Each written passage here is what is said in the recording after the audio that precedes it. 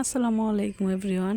আশা করি সবাই ভালো আছেন। তো আজকে হঠাৎ ঘর গোছাতে গোছাতে এই জিনিসগুলো খুঁজে পাই। আমি যখন প্রাইমারি স্কুলে পড়ি, ক্লাস 1-2তে পড়ি, তখন এই ছবিগুলো আমি কালেক্ট করতাম। মানে একটা আচার খেতাম মেবি, ওই আচারের সাথে এগুলো ছবিগুলো থাকতো। তো একে একে দেখাইলে আসলে অনেক টাইম লাগবে। তো এগুলো পেয়ে আমার এত ভালো লাগছিলো, মানে এত বছর আগের স্মৃতি এখনও আমি কত সযত্নে রেখে দিয়েছি আমার কাছে। মানে একটা সময় এগুলো শুধু ছবির জন্য ওই আচারগুলো খেতাম, মানে খুবই ভালো লাগতো ছবিগুলো কালেক্ট করতে।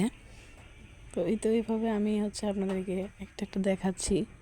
আসলে এটা একটা ইমোশন, মানে সেই ছোট্টকালের কথা মনে পড়ে গেল, খুবই ভালো লাগতেছে। আসলে বয়সটা দিতে গিয়েও আমার খুবই একটা আবেগে ভেসে গেছিলাম, মানে এত ভালো লাগতেছিল বলার মতো না যে এত বছর সেই ছোট্টবেলার একটা স্মৃতি আমার এখনও আছে আমার কাছে।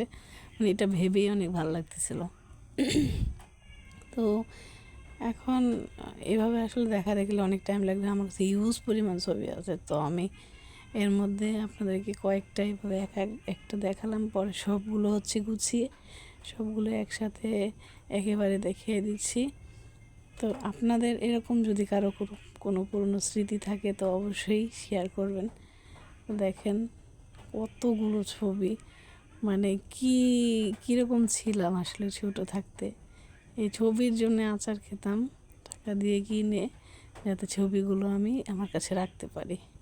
আসলে অনেক ভালো লাগলো। যাই হোক, ভাগ্নির বার্থডে উপলক্ষে ঘর গোছাতে গিয়ে এগুলো খুঁজে পেলাম, আসলে অনেক ভালো লাগলো। তো এই যে পূর্ণিমা, শাবনূর, এরা আমার খুব পছন্দের ছিল, যদিও এখন এগুলো সব বুড়া হয়ে গেছে। আর আমার ভালো লাগে না বাংলাদেশি কোনো নায়ক নায়িকা, কিন্তু ছোটোবেলায় খুব ভালো লাগতো।